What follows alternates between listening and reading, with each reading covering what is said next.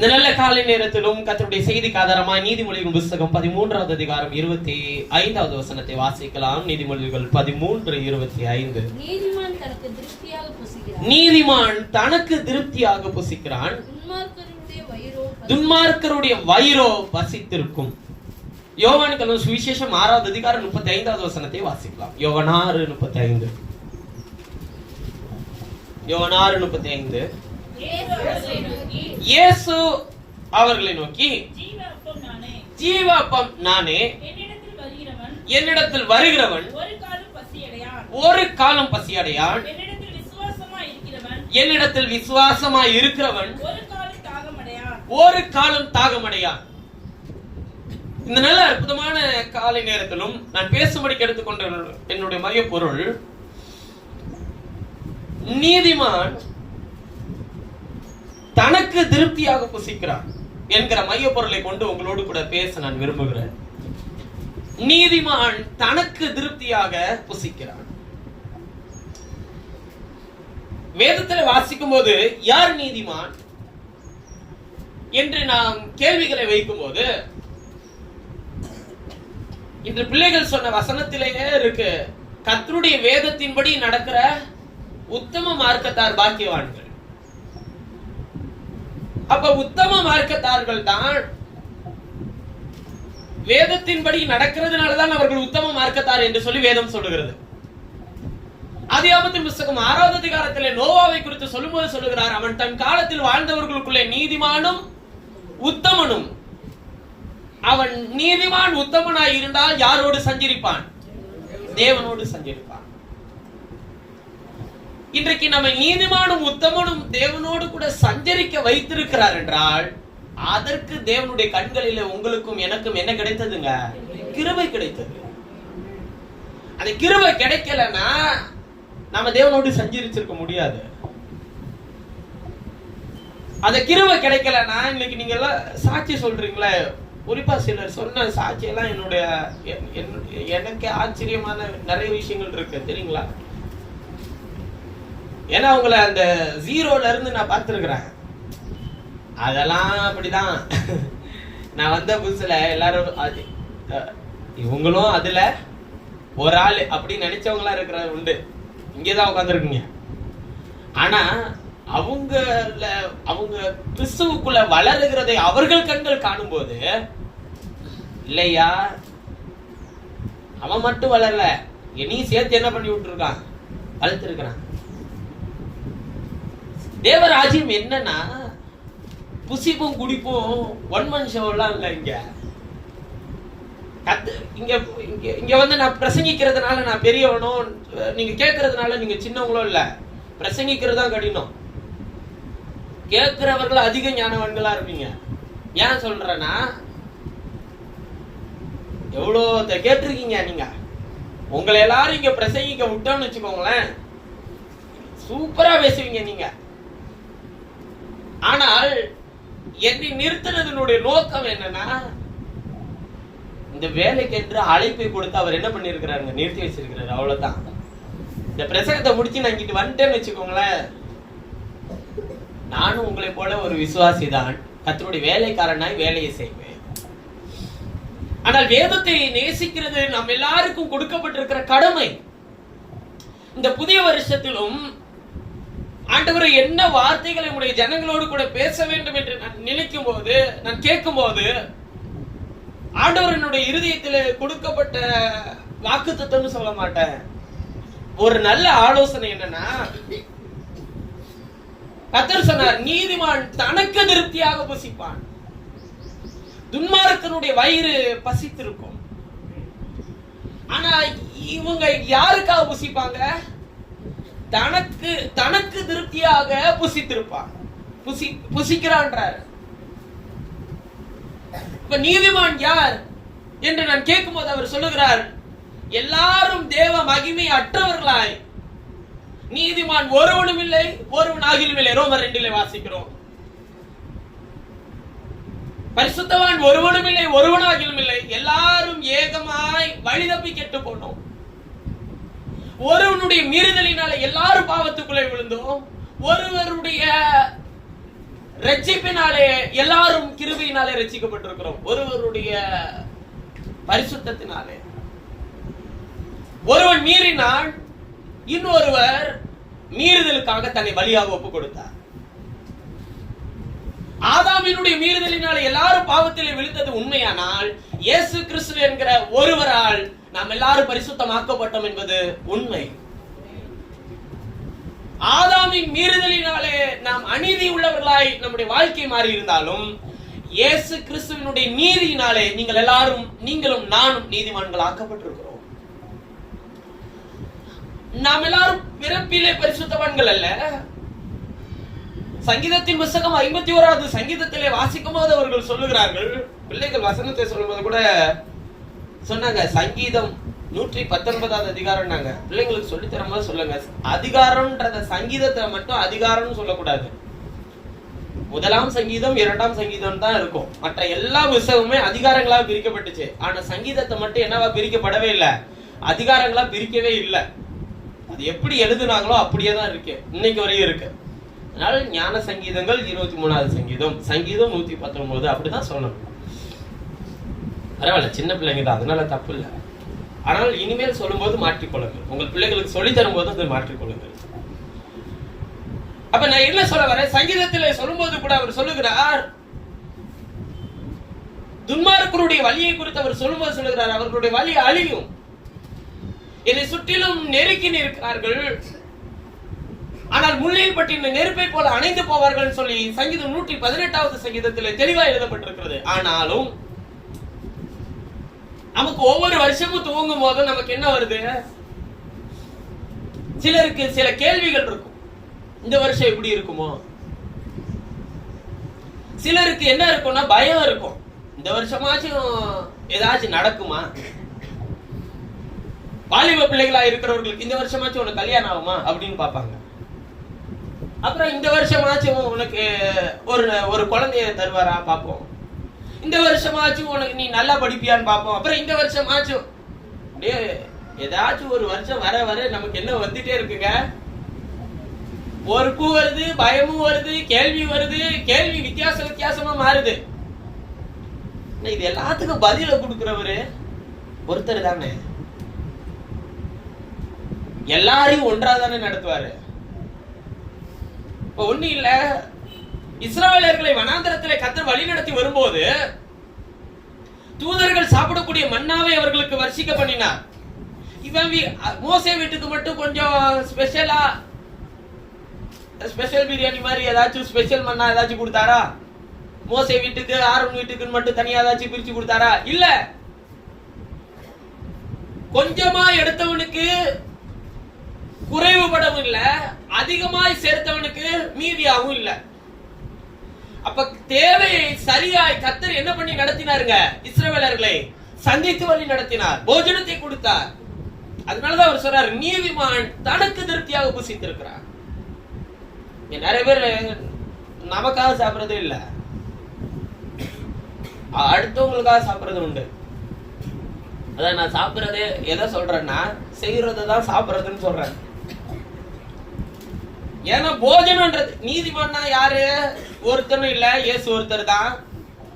அவருடைய நீதினாலே நம்ம நீதிமான் ஆயிட்டோம்.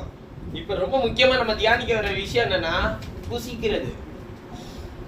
திருப்தியாக புசித்தான், புசிக்கிறான்னு சொல்றாருல, நீதிமான் தனக்கு திருப்தியாக புசிக்கிறான். திருப்தியா புசிக்கிறதுனா என்ன, நீங்க புசிக்கிறதுனா என்ன நினைக்கிறீங்க? நம்ம சரீரத்துக்கு தேவையான உணவை உட்கொள்றோம்ல, அது மட்டும்தான் என்னதுன்னு நம்ம நினைக்கிறோங்க, போஜனம் புசிக்கிறது. சிலர் அதுவே செய்ய மாட்டோம், அது வேற விஷயம். சிலர் டீலே உயிர் வாழ்வாங்க, அப்புறம் சிலர் ஸ்நாக்ஸ்ல உயிர் வாழ்வாங்க. அப்படி இருக்க கூடாது, பலன் சாப்பிடணும். இந்த சின்ன பிள்ளைங்களுக்கு நான் 25ஆம் தேதி பேசும்போது கூட சொன்னேன், இந்த புட்டில அடைச்சது பாக்கெட்ல அடைச்சதெல்லாம் தயவு செய்து சாப்பிடாதீங்க. ஏன்னா உங்க சரீரம் தேவனுக்குரியது, அது கனமா பாதுகாக்க வேண்டிய பொறுப்பு உங்களுக்கு உண்டானது அப்படின்னு சொல்லி சொன்னேன். பிரதர் என்ன சொல்றது, நாம என்ன கேட்கறது அப்படின்னு இருந்தா, ஒரு நாள் வரும், அப்பயும் என்னன்னா போன் பண்ணி, பிரதர் எனக்கு கொஞ்சம் வயிறு வலிக்குது ஜோம் பண்ணுன்னு சொல்லும் போது அப்ப எனக்கு என்ன சொல்ல தெரிய மாட்டேங்குதுன்னா, நான் சொல்லி நீ பேப்பர்ல உள்ள குடிச்செல்லாம் சாப்பிட்டல அப்படின்னு சொல்ல தெரிய மாட்டேங்குது. மறுபடியும் நான் என்ன பண்றேங்க, ஜோம் பண்ணி விடுறேன். அதனால என்னவோ தெரியல, நம்ம நினைக்கிறதெல்லாம் செஞ்சுட்டு இருக்கிறோம், பிரச்சனை இல்லாது. சரி, இங்க விஷயத்துக்கு ஒரு புசிக்கிறதுனா என்ன வாசிக்கலாம். யோவான் எழுதின சுவிசேஷம் 4வது அதிகாரம், யோவான் 4:31-34 வசனங்கள் வரை வாசிக்கலாம். இங்க புசிக்கிறதுனா என்ன? இப்படி நடக்கையில் நீதிமான் தனக்கு திருப்தியாக புசிக்கிறானா, அவர் தனக்கு திருப்தியா எப்படி புசிக்கிறாருன்றத பாருங்க. இப்படி வாசிங்க. இப்படி நடக்கையில் சீஷர்கள் அவரை நோக்கி ரபி போஜனம் பண்ண வேண்டும் என்று வேண்டிக் கொண்டார்கள். அதற்காக நான் புசிப்பதற்கு நீங்கள் அறியாத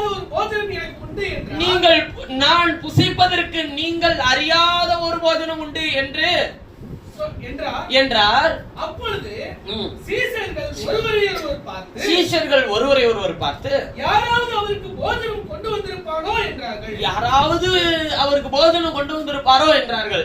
இயேசு அவர்களை நோக்கி நான் என்னை அனுப்பினவருடைய சித்தத்தின்படியே செய்து அவருடைய கிரியை முடிப்பது என்னுடைய போஜனமாய் இருக்கிறது. எது போஜனமா? சித்தத்தின்படியே செய்து அவருடைய கிரியை செய்து முடிப்பதே போஜனமா இருக்கிறது. நல்லா விளங்கிக்கோங்க. இப்ப நீதிமான் தனக்கு திருப்தியாக புசிக்கிறான்னா, உங்களுக்கு திருப்தி செய்ய அநேக காரியங்கள் உண்டு. ஆனால் அது திருப்தி செய்தான்னு கேட்டா திருப்தி செய்யாது. உங்க எல்லாருக்கும் பிரியாணி பிடிக்குமா? அப்படின்னா பிடிக்கும்னுவீங்க. ஆனா இன்னைக்கு பிரியாணி கிடையாது, எல்லாரும் பழைய சோறு தான் வச்சிருக்காங்க. முதல் நாள் பழைய சோறு சாப்பிட்டாதான் நல்லது. ஆனா இது முன்னாடியே சொல்லியிருந்தீங்கன்னா நாங்க வந்திருக்க மாட்டோமே நினைக்கிறவங்களும் உண்டு. ஆனா நல்ல கவனிங்க, இது திருப்தி செய்தா? நமக்கு பிடிச்சதுதான். தனக்கு ஒவ்வொருத்தவங்களுக்கும் தனிப்பட்ட வாழ்க்கையில இது பிடிக்கும் இது பிடிக்காதுன்றது இருக்கு. அதை புசிக்கிறதுனால திருப்தி ஆயிருதா? அந்த நேரம் திருப்தினா என்ன? அதுக்கப்புறம் பசிக்கவே கூடாது. ஆனா இத சாப்பிட்டோன்னே அதை செரிக்க வைக்கிறதுக்கு ஒண்ணு, அதுக்கப்புறம் அதுல ஒரு ஸ்வீட்டு, அப்புறம் சாயங்காலம் ஆனோடனே ஒரு டயர்டா இருக்கு, ஏன்னா சாப்பிட்ட மிதப்பு கொஞ்சம் தூக்கம், அது போகணும்னா என்ன வேணும்? சாயங்காலத்துல கொஞ்சம் டீ, அது இஞ்சி டீ. அப்புறம் மதியம் ராத்திரி போனாலும் எனக்கு இன்னும் ஒன்னும் செரிக்கல. பிரதர் என்னத்த போட்டு சமைச்சாருன்னு தெரியல, சாப்பிடும் போது வேகமா சாப்பிட்டு விட்டேன். ஆனால் நைட்டு என்ன கொண்டு போகணுங்க, கொஞ்சம் பார்சல் எடுத்து போகணும், சாப்பிடணும், அப்புறம் தூங்கணும், மறுபடியும் எந்திரிக்கணும். இந்த பிரியாணி நினைச்சுக்கிட்டு அடுத்த ஒரு வருஷம் பூரா போகணும். எதுவும் திருப்தி செய்யல பாருங்க. நமக்கு மதியானம் புசித்தோம், மீண்டும் ராத்திரி நாம் புசிக்கிறோம். ஆனால் வேதம் என்ன சொல்லுகிறது? சாலமோன் ஞானி எப்படி எழுதுகிறார் என்றால், நீதிமான் தனக்கு திருப்தியாக புசிக்கிறார்.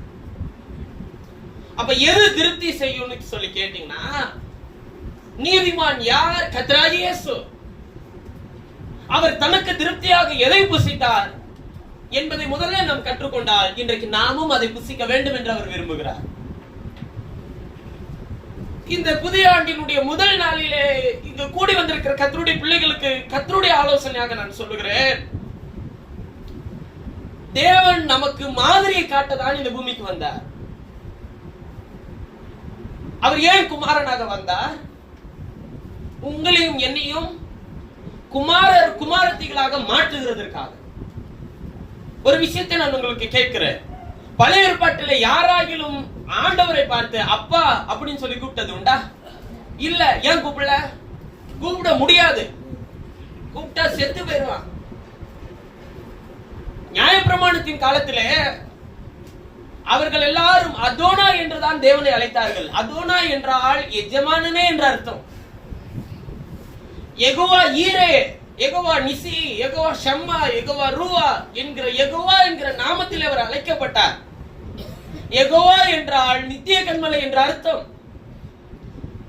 மோசே ஆண்டவரை பார்த்து அப்பான்னு சொல்லி கூப்பிட்டாரா? ஆபிரகாம் சொல்லுகிறார், தூளும் சாம்பலுமாகிய நான் உம்மோடு பேச துணிந்தேன். இந்த ஒரு விஷயம் மாத்திரம் பேச எனக்கு என்ன பண்ண ஆண்டவரே அனுமதி தாரும். அந்த ஊரிலே 5 நீதிமான்கள் 10 நீதிமான்கள் இருந்தா அந்த பட்டணத்தை அழிக்காது இருப்பீரா அப்படின்னு கொஞ்சம் கொஞ்சமா பேசிட்டு வர்றார். இத்தனைக்கும் ஆண்டவரை கண்ணார கண்டவர்கள், அவருடைய நாளை கண்டு ஆச்சரியப்பட்டு சந்தோஷப்பட்டு மகிழ்ந்து களி கூர்ந்தவர்கள். ஆபிரகாம் என்னுடைய நாளை காண ஆசையா இருந்தான், கண்டு களி கூர்ந்தான் இயேசு சொல்றாரா இல்லையா? சொல்றாரு. அப்ப ஆபிரகாம் யாரை பார்த்திருக்கிறா? இயேசுவை தரிசித்திருக்கிறா. ஒரு செய்தியில நான் உங்களுக்கு பிரசங்கித்திருக்கிறேன். ஆபிரகாமுக்கு தன்னை எத்தனை நிலையில் தன்னை வெளிப்படுத்தினார். முதலாவது மெல்கிசேதேக்காக நித்திய பிரதான ஆசாரியராக தன்னை வெளிப்படுத்தினார். இரண்டாவது முட்புதரிலே சிக்கிக் கொண்டிருக்கிற ஆட்டுக்குட்டியாக தன்னை வெளிப்படுத்தினார். மூன்றாவது மிக முக்கியமானது, வனாந்தரத்திலே மம்ரேயின் சமபூமியிலே ஒரு புருஷனை போல தன்னை அவனுக்கு வெளிப்படுத்தினார். இந்த 3 நிலையிலுமே தன்னை வெளிப்படுத்தினவர் ஒருவரே என்பதை ஆபிரகாம் நன்றாக அறிந்திருந்தார். ஆனாலும் ஆபிரகாம் எப்படி பேசுகிறான் ஆண்டவரிடத்தில்? நான் தூளும் சாம்பல் ஆண்டவரே உம்மோடு பேச துணிந்தேன் அப்பான்னு சொல்லி கூப்பிட்டாங்க. கூப்பிடல.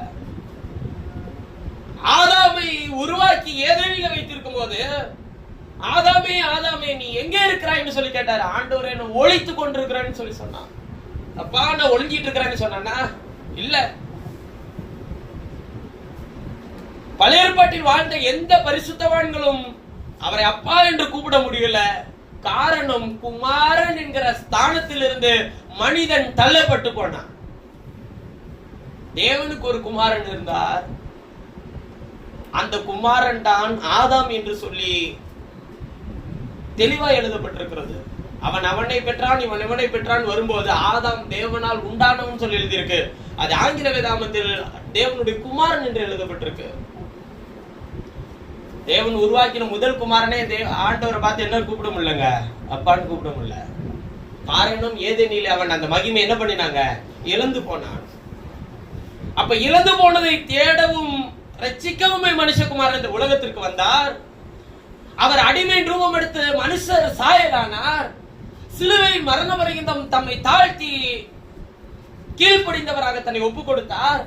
அப்படிப்பட்ட உன்னதமான தெய்வம் நமக்கு மாதிரியை காட்டி அவர் வந்தபோதான் அப்பான்ற வார்த்தையை என்ன பண்ணாருங்க? கூப்பிட்டாரு. அதனாலதான் இயேசு சொல்லும்போது சொல்றாரு, நானும் பிதா ஒன்றாக இருக்கிறோம். என்னை கண்டவன் பிதாவை கண்டான். நான் ஒருவனை இழுத்துக் கொள்ளாவிட்டால் ஒருவனும் என்னிடத்தில் தானாய் வரமாட்டான். பிலிப்பு ஒரு இடத்தில் கேட்கிறார். யோவான் சுவிசேஷத்திலே வாசிக்கும் போது அவர் கேட்கிறார், பிதாவை எங்களுக்கு காட்டிட்டாச்சு போயா அப்படின்னு சொல்லி கேட்கிறார். இயேசு சொல்லுகிறார், நான் போகிற இடத்தையும் அறிந்திருக்கிறீர்கள், வழியும் அறிந்திருக்கிறீர்கள். நான் போய் உங்களுக்கு ஒரு ஸ்தலத்தை ஆயத்தம் பண்ண போறேன்னு சொன்ன உடனே தோமா கேட்கிறாரு, ஆண்டவரே நீ போற இடத்தையும் அறியும் வழியும் அறியும், எப்படி ஆண்டவரே தெரியும் அப்படின்னு சொல்லி கேட்டவரே தோமாட்ட சொல்றாரு, நானே வழி சத்தியம் ஜீவனுமா இருக்கிறேன்னு சொல்றாரு. பிலிப்பு கேட்கிறாரு, சரி இப்ப அவன் கேட்டதுக்கு அவர் பதில் சொல்லிட்டாரு. அடுத்து நான் இப்ப எதை கேட்க போறேன்டா, இன்னொரு சர்ச்சில இருந்து இன்னொரு ஆள் என்ன கேள்வி கேட்கிறாருங்க, பிதான்னு ஒருத்தர் சொல்றீல்ல அவரை எனக்கு காட்டிட்டு போ, பிதாவை எங்களுக்கு காண்பியும், அப்புறம் நீங்க எங்கனாலும் போவாண்டவர். அதுக்கு அவர் சொன்னாரு, பிலிப்புவே நான் இவ்வளவு காலம் நான் உன்னுடனே இருந்தும் பிதாவை எனக்கு காண்பியில் எப்படி சொல்லலாம்? ஒண்ணு என்னுடைய உபதேசத்தின் மூலமா நீ அதை அறிந்து கொள் நான் தான் அவர்ன்றத, இல்லன்னா என் கிரியைகள் நிமித்தமாவது என்ன என்ன பண்ணுன்றாருங்க நம்பு. யோவான் சுவிசேஷத்துல வாசிக்கலாம் இந்த வசனத்தை.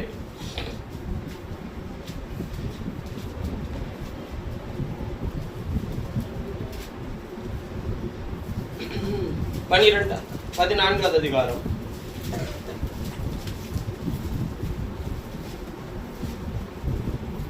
8வது வசனத்திலிருந்து வாசிக்கலாம். பிலிப்பு அவரை நோக்கி, ஆண்டவரே பிதாவை எங்களுக்கு காண்பியும், அது எங்களுக்கு போதும் என்றார். அதுக்கு இயேசு, அது போதும் எங்களுக்கு, அவரை மட்டும் காட்டி விட்டுட்டு நீங்க எங்கனாலும் போலாம், அது போதும். அதற்கு இயேசு பிலிப்பை, இவ்வளவு காலம் நான் உங்களுடனே கூட இருந்தும் நீங்கள் என்னை அறியவில்லையா?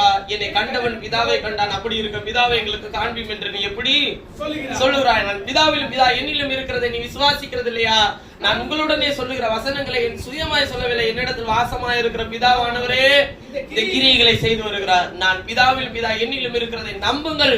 அப்படி இல்லாவிட்டாலும் என்னை நம்புங்கள்.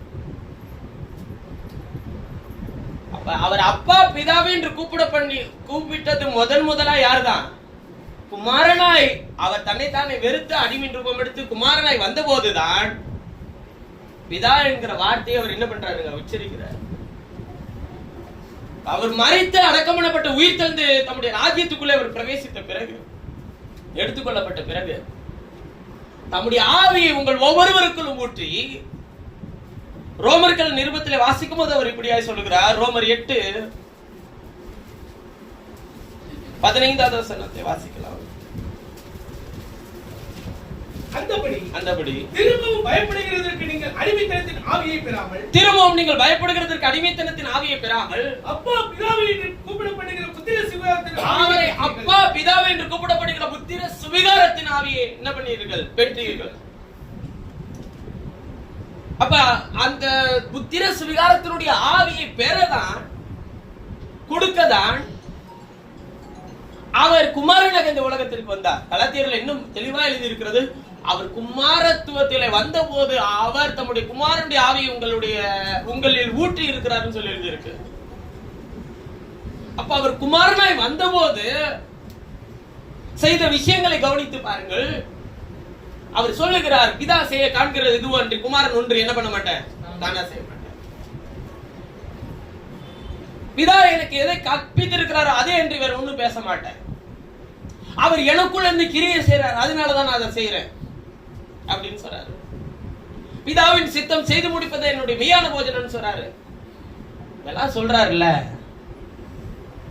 இதெல்லாம் ஏன் சொல்றாரு?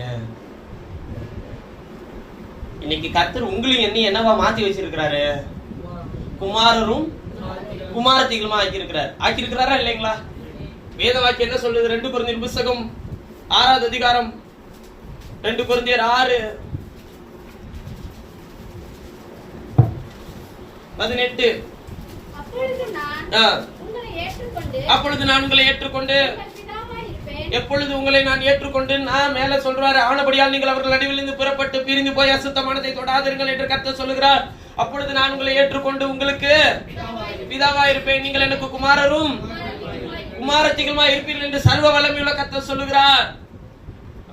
குமாரத்திய மாத்தி வச்சதுக்கு காரணம் என்னன்னா, அவர் என்னெல்லாம் சொன்னாரோ அது எல்லாத்தையும் நீங்க செய்யணும்.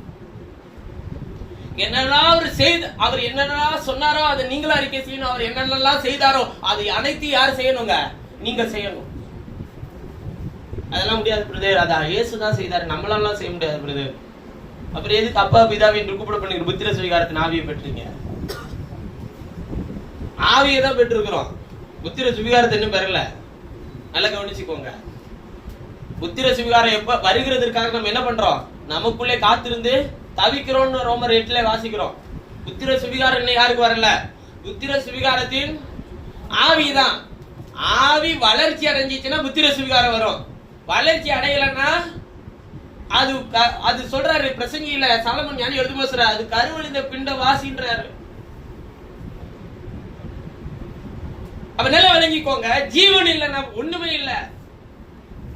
வசனத்தை அறிகிற அறிவு உங்களை உயிர்ப்பித்து வளர்க்கலன்னா நீங்க எப்படி புத்திர சுவிகாரத்தை அடைய முடியும்?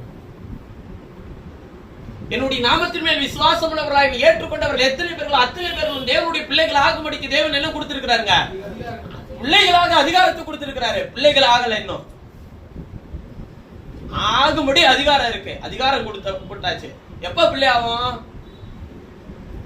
இந்த தேகத்தை விட்டு நாம் மறுரூப சரீரத்தை அடையும் போது அவருக்கு பிள்ளையா இருப்போம்.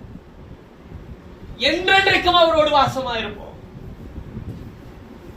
அதுக்குதான் அவர் சொல்றாரு, இயேசு இந்த பூமியில இருக்கும் போது சொல்லுகிறார், போஜனத்தை கொண்டு வந்து சீஷர்கள் வைத்த போது கேட்கிறாங்க, போஜனத்தை புசியும்.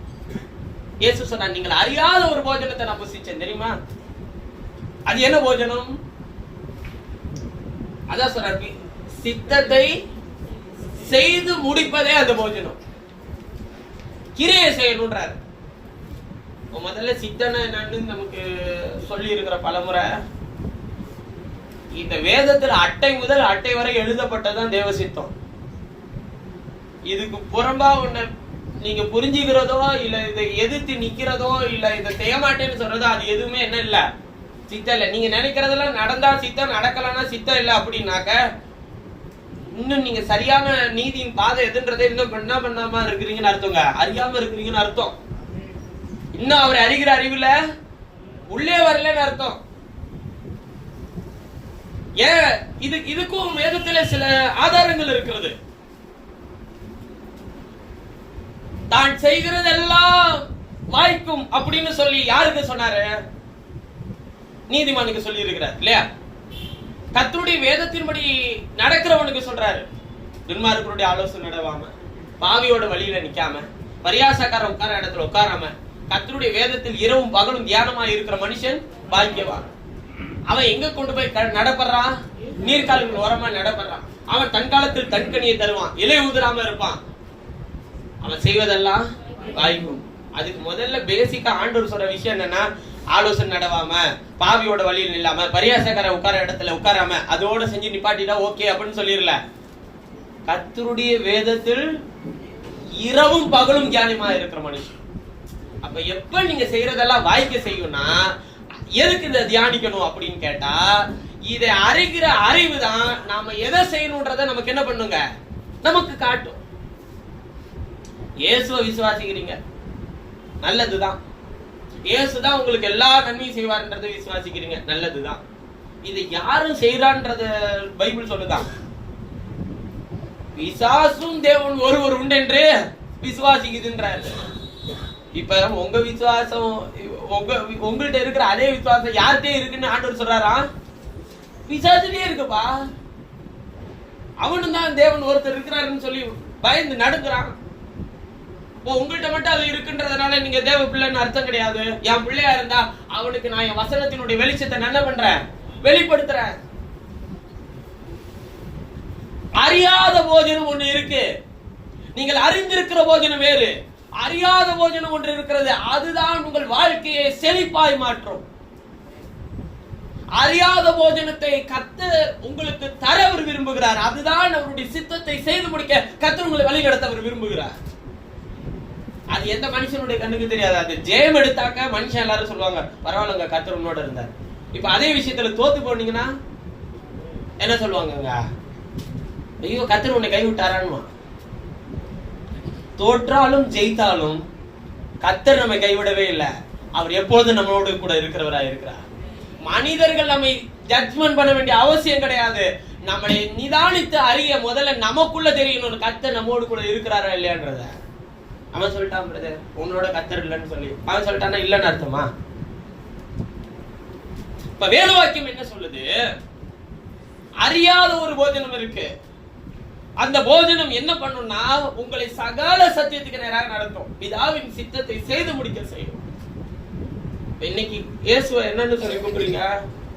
இயேசுப்பா அப்படின்னு சொல்லி கூப்பிடுறீங்க.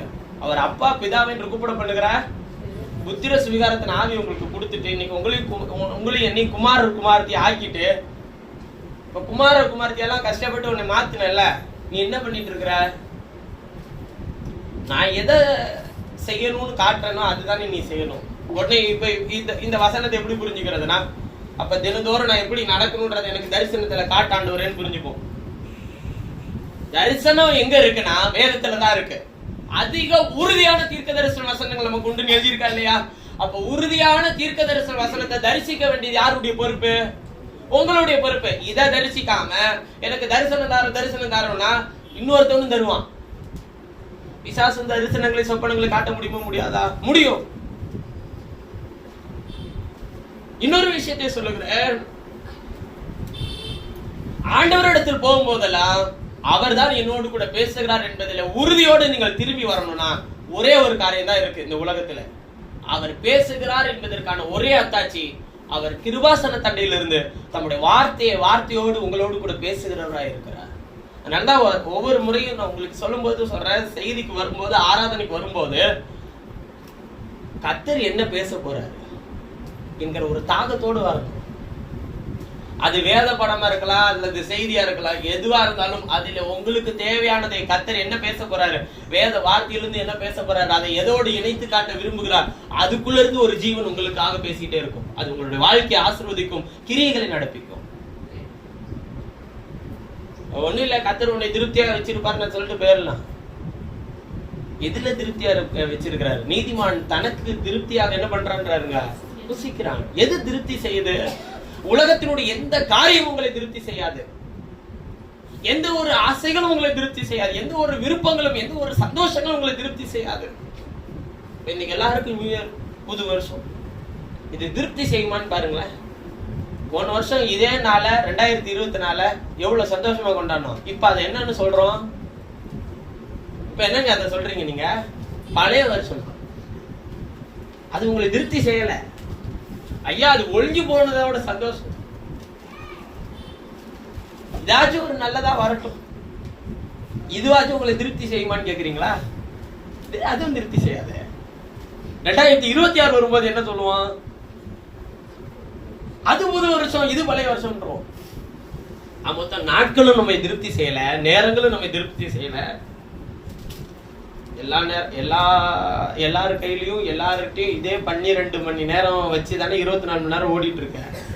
இதுலயே நம்ம ஆட்கள் இதுலயே எது நல்ல நேரம் கெட்ட நேரம் பாக்குறாங்களா இல்லையா? அப்பா இப்ப நேத்து 7 மணி நான் கெட்ட நேரம்னா, எனக்கு இன்னைக்கு 7 மணி என்னதான் இருக்கணும், கெட்ட நேரமா தான் இருக்கும். ஆனா இன்னைக்கு 7 மணி எனக்கு நல்ல நேரமா இருக்கு.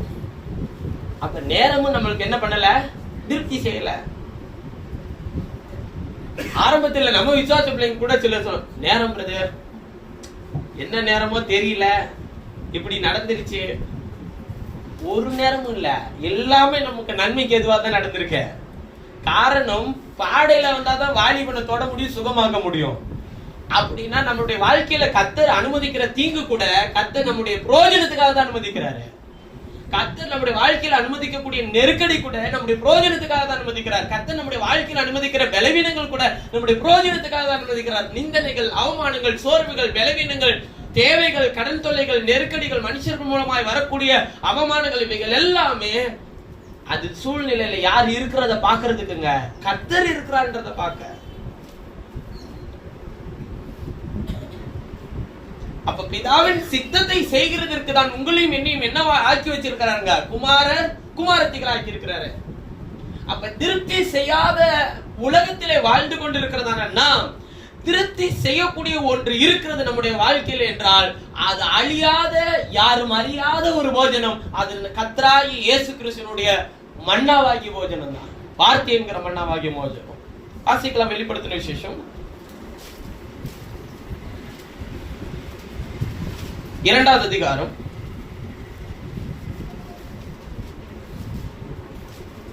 17வது வசனத்தை வாசிக்கலாம். வெளிப்படுத்தல் 2:17. ஆவியானவர் சபைகளுக்கு சொல்லுகிறதை காதுள்ளவன் கேட்க கடவன். ஜெயம் கொள்ளுகிறவனுக்கு நான் மறைவான மன்னாவை புசிக்க கொடுத்து அவனுக்கு வெண்மையான குறிக்கல்லையும் அந்த கல்லின் மேல் எழுதப்பட்டதும் அதை பெறுகிறவனை அன்றி வேறு ஒருவனும் வேறு ஒருத்தனும், அதாவது அதை வெண்மையான குறிக்கல் என்ன தரேன், அந்த வெண்மையான குறிக்கல்ல அவன் பெறுகிறவனை அன்றி வேறு ஒருவனும் அறியக்கூடாதுமான புதிய நாமத்தை கொடுப்பேன் என்று எழுதுன்றாரு. போது இப்ப என்ன சொல்றாரு? அறியாத மன்னாவினால் ஜெயம் கொள்கிறவனுக்கு என்ன கொடுக்கிறாருங்க? மறைவான மன்னாவை புசிக்க கொடுப்பேன், புசிக்க கொடுத்துன்றாரு. எது மறைவான மன்னா நீங்க நினைக்கிறீங்க? அறியாத போஜனம், மறைவான மன்னா, இது எல்லாமே என்ன சொல்றாரு? பிதாக்கள் வனாந்தரத்திலே மன்னாவை புசித்திருந்தும் மரித்தார்களே. அது என்ன? சரீரத்துக்கு தேவையான போஜனம், அதனால மரிச்சு போயிட்டான். ஆனா ஆத்மாவுக்கு தேவையான போஜனத்தை நான் கொடுத்தா அது என்றென்றைக்கும் உங்களிடத்துல என்ன பண்ணாதுன்றாருங்க? அழியாது. அது அழியாம உங்க ஆத்மால இருக்கிற வரையிலும் உங்க ஆத்மாவையும் அழிவுக்குள்ளே தேவன் கொண்டு போகாமல் தப்பு வைக்க வல்லவராய் இருக்கிறார். சங்கீதத்தில் வாசிக்கும் போது சொல்லுகிறார், கர்த்தர் என்னை எல்லா தீங்குக்கும் விலக்கி காப்பார், அவர் உன் ஆத்துமாவை காப்பார். இப்ப உங்களை எல்லா பலவீனத்தில இருந்து மீட்டு கொண்டு வராரு, கடன் தொல்லையில இருந்து, பிரச்சனையில இருந்து, பிசாசின் குடியில இருந்து, போராட்டத்துல இருந்தெல்லாம் சபைக்குள்ள உங்களை மீட்டு கொண்டு வராரு இல்லையா? இதெல்லாம் எதுக்குன்னு நீங்க நினைக்கிறீங்க? சரீர பிரகாரமான வாழ்க்கையில நீங்க எல்லாரும் டாடா பிர்லாவோ இல்ல அம்பானியோ அதானியோ ஆகணுன்றதுக்காகவா?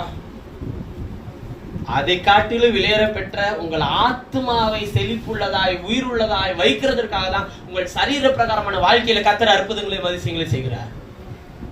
ஆத்மால நீங்க சோர்ந்துட கூடாதுன்றதுக்காகவே கர்த்தர் உங்களுடைய வாழ்க்கையில அதிசயங்களும் அற்புதங்களையும் செய்கிறவராக இருக்கிறார். அதுக்குதான் அவர் சொல்றாரு, அற்புதங்களினாலும் அடையாளங்களினாலும் கர்த்தர் தமது வசனத்தை என்ன பண்ணிட்டே இருக்கிறாருங்க, உறுதிப்படுத்திக்கிட்டே இருப்பாரு. இருக்கிறேன், நான் இருக்கிறேன், எழுதி இருக்கிறபடி உன்னை நடத்துவேன், உன்னை ஆசீர்வதிப்பேன், உன்னுடைய நாமத்தை உனக்குள்ள இருந்து உன்னை பெருமைப்படுத்திட்டே இருப்பேன் அப்படின்னு கர்த்தர் சொல்லுவாரு. சரி, ஒரு வசனத்தை வாசிக்கலாம். 1 ராஜாக்கள் புத்தகம் 19 அதிகாரம் 4-8 வசனங்கள் வரை வாசிக்கலாம். அறியாத போஜனம் எந்த சூழ்நிலையில எல்லாம் நமக்கு கிடைக்கும்ன்றத படிப்போம். 1 ராஜாக்கள் 19 அதிகாரம் 1 ராஜாக்கள் 19 அதிகாரம் 4-8 வசனங்கள். அவன் வனாந்தரத்தில் ஒரு நாள் பிரயாணம் போய் ஒரு சூரிய செடியின் கீழ் உட்கார்ந்து சாக வேண்டும் என்று கூறி, போதும் கர்த்தாவே, போதும் கர்த்தாவே, என் ஆத்துமாவை எடுத்துக்கொள்ளும், என் பிதாக்களை பார்க்கிலும், போதும் கர்த்தாவே ஜீவனை எடுத்துக்க அப்படின்னு சொல்ல, என் ஆத்துமாவை எடுத்துக்க. ஏன்னா கர்த்தர் கொடுத்த ஜீவன் எங்க இருக்க? உங்க ஆத்துமாலதான் இருக்கு. அதனாலதான் அவர் சொல்றாரு, போதும் கர்த்தாவே என் ஆத்துமாவை எடுத்துக்கொள்ளும், நான் என் பிதாக்களை பார்க்கிலும். யாரு இல்லையா? நம்மளும் சொல்லுவோம்ல, நான் ரொம்ப இப்ப கூட நம்ம ஆராதனை கூட சொன்ன, என்ன காட்டிலும் எவ்வளவு நல்லவங்களா இருக்கிறாங்க ஆண்டவரே. உண்மைதாங்க. என்ன காட்டிலும் எவ்வளவு ஞானவான்கள், என்ன காட்டிலும் எவ்வளவு படிப்பாளிகள், என்ன காட்டிலும் எவ்வளவு திறமைசாலிகள். ஆனா கர்த்தருடைய அழைப்புன்றது அது எல்லாத்தையும் ஒதுக்கி தள்ளிட்டு அழைப்பு ஒண்ணுமே இல்லாதவன்கிட்ட கொடுக்கறதா இருக்குங்க.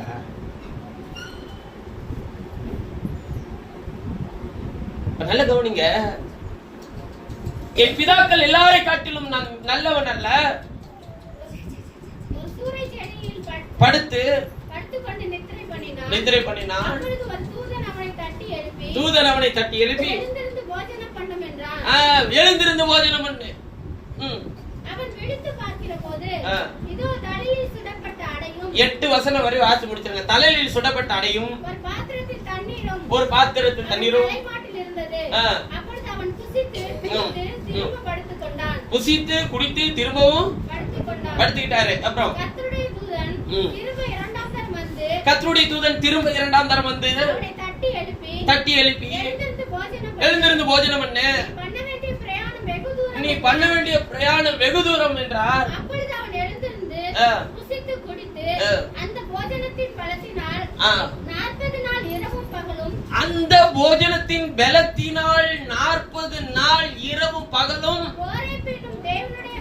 தேவனுடைய பர்வதம் மட்டும் நடந்து போனான். எப்பெல்லாம் போஜனம் கிடைக்கும் நீங்க நினைக்கீங்க? அறியாத போஜனம், அதாவது உங்க கண்ணுக்கு தெரியாத ஒரு போஜனம் எப்ப கிடைக்கும்னா,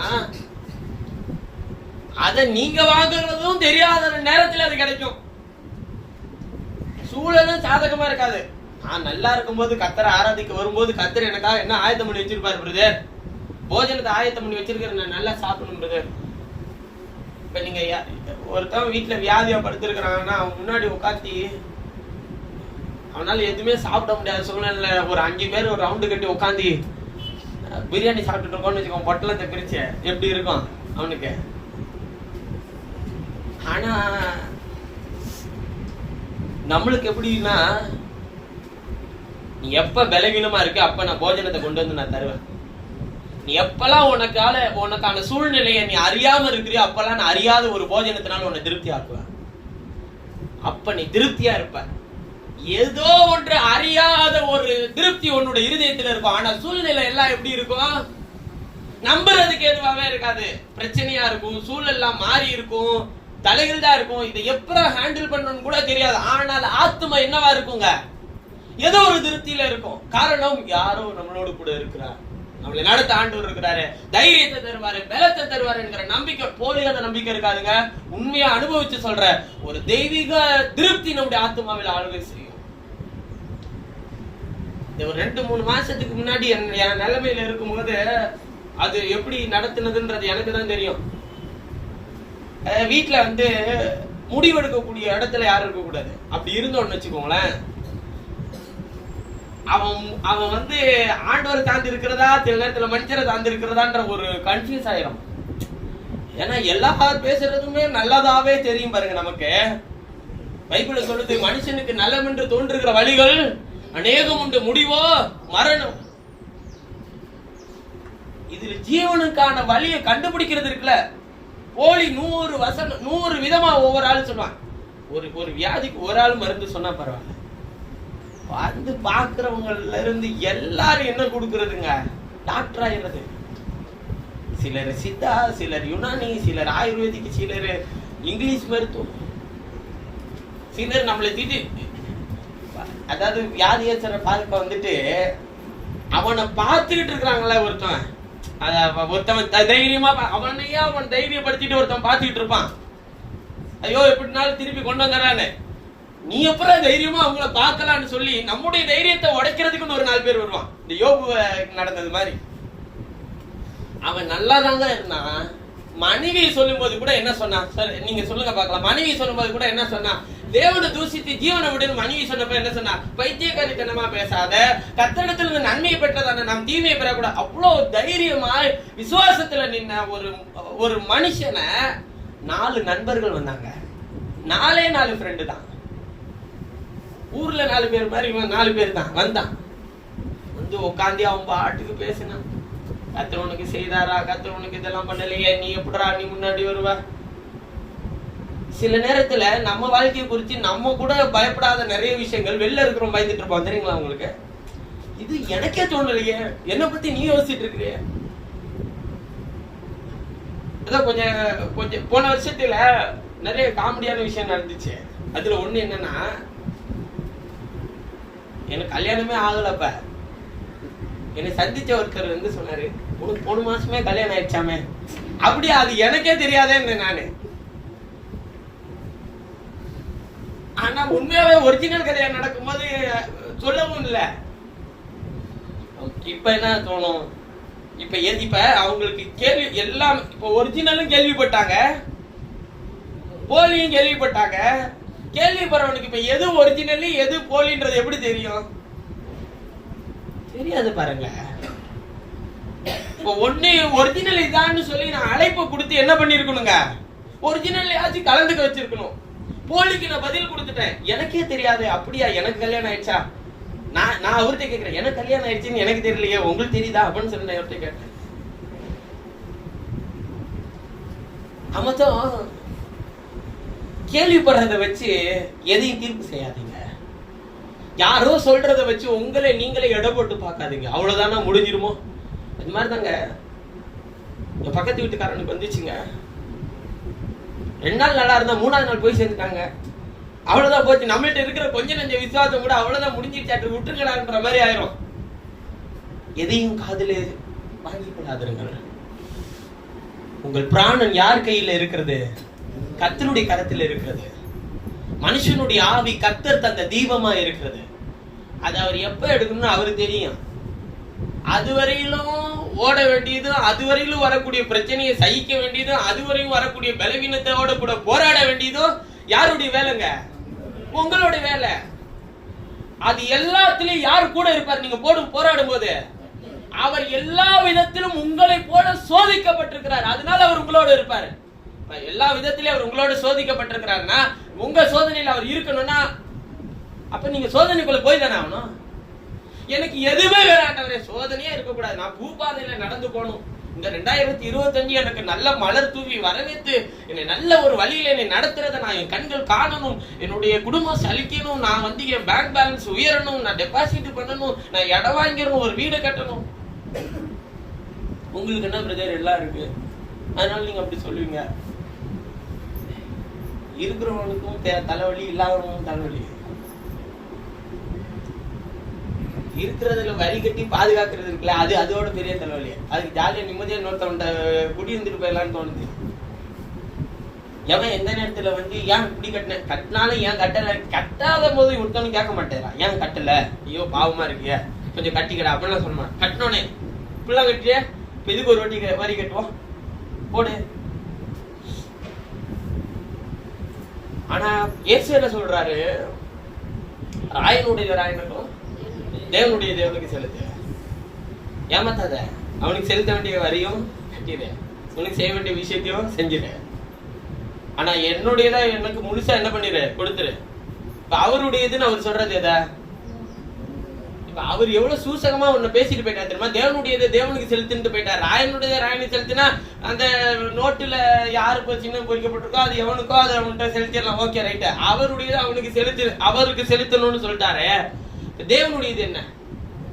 உங்க ஆவி, உங்க ஆத்மா, உங்க சரீரம், உங்களுக்கு உண்டான எல்லாமே அவருடையது.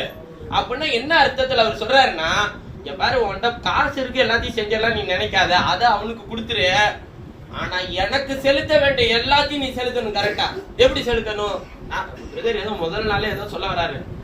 ஆராதனையை செலுத்து, கர்த்தரை தினந்தோறும் துதி, வேதத்தை வாசி, என்னோடு கூட பேசு. இதெல்லாம் எனக்கு செலுத்த வேண்டிய கடமை. நீ வீட்டுல ஒருத்தர் இருக்கிறாருன்னா நீங்க பேசாம மூஞ்சி தூக்கிட்டே இருந்தீங்கன்னாக்க அது வீடா இருக்குமா? ஆண்டவரோட எத்தனை நேரம் மூஞ்சி தூக்கிட்டே இருக்கீங்க? ஆண்டவர் நன்மை செஞ்சாதான் பேசுவீங்க, நன்மை செய்யலன்னா என்ன பண்ண மாட்டேங்க. நன்மை செய்யலன்னா அப்படியே நமக்கு இருக்கிற விஷயங்கள்லாம் நமக்கு ரொம்ப மனசுல காயத்தோட தாங்க இருக்கும். என்ன இப்படி இருக்க, எப்படி சூழல் இருக்க, முகலாம் மாறி இருக்கும்.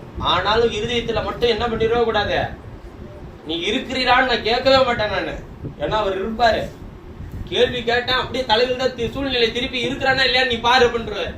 ஐயா நீர் எப்பொழுது இருக்கிறீர், என்ன பிரச்சனை வந்தாலும் நீர் இருக்கிறீர் ஐயா. கொஞ்சம் எல்லாம் பேசுறதை கேட்கும் போது கொஞ்சம் சோர்ந்து போறேன், அதனால மன்னிச்சிரும். இந்த சோர்வுக்கு கூட என்ன பண்ணிடுற, என்ன மன்னிச்சிட ஆண்டவரே. நான் உண்மை குறிச்சு நான் கொஞ்சம் கூட என்ன பண்ணல, துளி அளவு கூட சந்தேகமே பண்ணல ஆண்டவரே. ஆனா குத்தும் போது கொஞ்சம் என்னவா இருக்கு, கொஞ்சம் வலிக்கு ஆண்டவரே, வேற ஒண்ணும் இல்லை. அதுக்கு கூட முகத்தை கூட மாத்திக்க கூடாதுன்னு ஆண்டவர் சொல்லல. ஆண்டவர் சொல்றாரு, உங்கள் கவலைகளை எல்லாம் அவர் மேல் வைத்து விடுங்க. கவலை வர்றது சகஜம். ஆனா கவலைப்படுறதுனால சரீரத்தின் ஒரு முளத்தை கூட்டவும் முடியாது, குறைக்கவும் முடியாது. மனுஷனுக்கு கவலை வரும், கவலை வராதுன்னு அவர் சொல்ல. யோபுல எழுதும்போது சொல்றாரு, ஆத்துமா இருக்கிறவர்கள் என்ன இருக்குமா, துக்கம் இருக்கும். ஆத்துமா இருக்கிறவர்களே துக்கம் உண்டு, சரீரம் இருக்கிறவர்களே என்ன இருக்கு, நோவு உண்டு. எப்ப பார்த்தாலும் உனக்கு வியாதியா, எப்ப பார்த்தாலும் நீ எப்பதான் நல்லா இருப்ப அப்படின்னு யாராச்சும் உங்களை பார்த்து கேட்டாங்கன்னா நீங்க ஒன்னும் உங்களுக்கு பதில் சொல்லாதீங்க, நீங்க பேசாம போயிருங்க. அடுத்த நாள் அவன் தலைவலியோட வந்து நிற்பான். இதுக்கு என்ன மருந்து, இதுக்கு ஏன்னா வியாதி இருக்கிறவன்கிட்ட தான் அவன் என்ன பண்ண முடியும், ட்ரீட்மெண்ட் மருந்து கேட்க முடியும். நீங்க உனக்கு வந்தாதான் தெரியும் அப்படிலாம் சொல்ல வேணாம். பேசாம போ. பேசாம போறதுக்கான வல்லமை 100 வார்த்தை பேசுறதுக்கு சமானம். தேவ சித்தத்தை செய்ய நோவா சூறை செடிக்கு எலியா சூறை செடிக்கு கீழே போய் படுத்துக்கிட்டாரு. அதுக்கு முன்னாடி அதிகாரத்தை நீங்க போய் வாசிச்சீங்கன்னா, 1 ராஜாக்கள் 18 வாசிச்சீங்கன்னா, வானத்திலிருந்து அக்கினி இறக்கி பலியை பட்சித்து போட்டிருப்பாருங்க மனுஷன். கர்த்தரால் பயன்படுத்தக்கூடிய அவ்வளவு வல்லமையான பாத்திரம் எலியா. ராஜாவும் பயந்து போயிட்டான். அது மட்டுமா செஞ்சாரு எலியா? 430 பாகால் தீர்க்கதரிசிகளையும் தன்னிடத்தில் இருக்கிற பட்டயத்தினால கீகோன் ஆற்றங்கரையில வெட்டி கொன்று போட்டான். இதெல்லாம் நீங்க 18 அதிகார கடைசியில வாசிக்க முடியும். ஆனா 10வது அதிகாரத்துல ஏசபேல் என்கிற ஒரு ஸ்திரீ சொல்றா, என்னுடைய தீர்க்கதரிசிகளுக்கு எலியா செய்தது போல நாளை தினத்தில் அவனுடைய ஜீவனுக்கு செய்வேன்னு சொன்னோன்னே நம்ம பயந்துட்டாருல. அங்கதானே வருது சோர்வு மனுஷனுக்கு. தீர்க்கதரிசி ஆயிரு, வானத்திலிருந்து நீ அக்கினிய கூட இறக்க நினைக்கிறோம். பிரதருக்கு என்ன, பிரதருக்கு என்ன, நான் ஊழியத்துல ஆரம்ப புதுசுல வந்தப்ப என்னுடைய அம்மா அடிக்கடி சொல்லிட்டே இருப்பாங்க, உனக்கு என்னப்பா ஆண்டவன் கூட இருக்கிறாரு, அப்புறம் என்ன பிரச்சனை, என் கூட இருக்கிறவரு உங்களோடய தான் இருக்கிறாரு, பயப்படாதீங்க.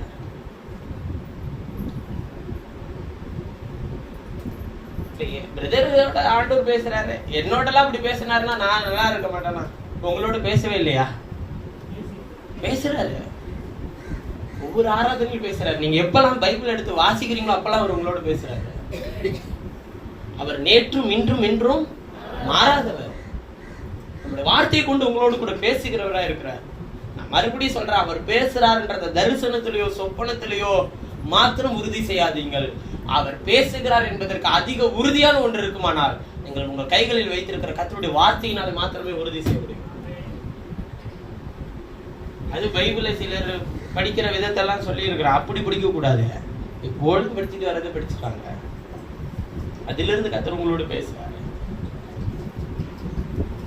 அப்ப எலியாவுக்கு இப்படி சொன்ன உடனே சோர்ந்து போயிட்டான். போய் சொல்றா, போதும் கர்த்தாவே, என் ஆத்துமாவை எடுத்துக்கொள்ளும், என் பிராணனை எடுத்துக்கொள்ளும். நான் என் முற்பிதாக்களை காட்டில நான் நல்லவன் இல்ல, என்னை எடுத்துக்க ஆண்டவர் என்றார். நல்லவன் இல்லன்னு எடுத்துப்பாரா கர்த்தர்? அப்படின்னா நம்மளெல்லாம் எப்பயும் எடுத்திருக்கணும். ஆண்டவர் நல்லவன் இல்லையா, என்னை எடுத்துக்கன்னு சொல்றான். சூறை செடிக்கு கீழே போய் என்ன பண்ணிட்டா? படுத்துக்கிட்டான். எப்படிப்பட்ட மனுஷங்க அவன்? அதுக்கு முந்தின அதிகாரத்துல வானத்திலிருந்து அக்கினி இறக்கி கர்த்தருடைய மகிமையை கண்ணார பார்த்த ஒரு மனுஷன். அவரை குறித்து யாக்கோபில் எழுதும்போது சொல்லுகிறார், எலியா நம்மை போல பாடுள்ள ஒரு மனுஷன்றாரு.